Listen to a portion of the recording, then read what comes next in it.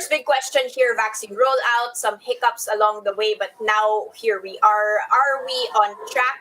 And is this going to meet the expectations for recovery? I think there's still a huge concern over vaccine hesitancy. The latest surveys show that only 19% of Filipinos are willing to be vaccinated and 46% are still unwilling.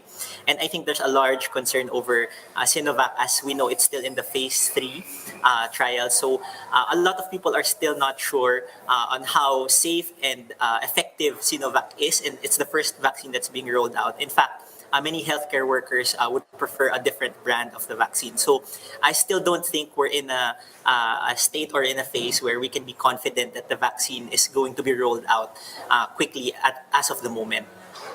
Okay, so wait and see pa rin, also as together with the rest of the world. Now, all things being equal here, assuming that the rollout continues as planned, and of course that there's no more fiscal stimulus, at least for this year, do you see a recovery underway, and at what point do you see that happening?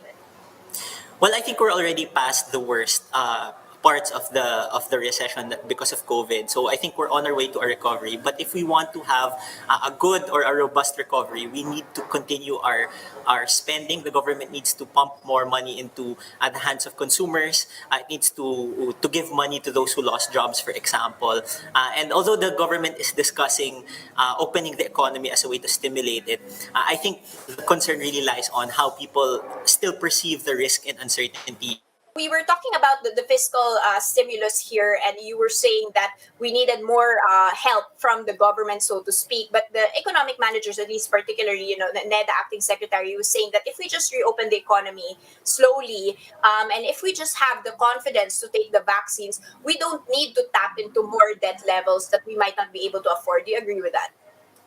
Well, I don't think it's just a matter of reopening the economy, because even if we continue to reopen the economy, consumers will still face this uncertainty and risk over going out and spending that money. So I still think it's about managing the expectations and the perceptions over the safety of going back out into the economy. So it's not just a matter of reopening, but also making sure that a safe and effective vaccine is out there, it's accessible to healthcare workers and to the general population, and that it's actually safe to go out and spend that money.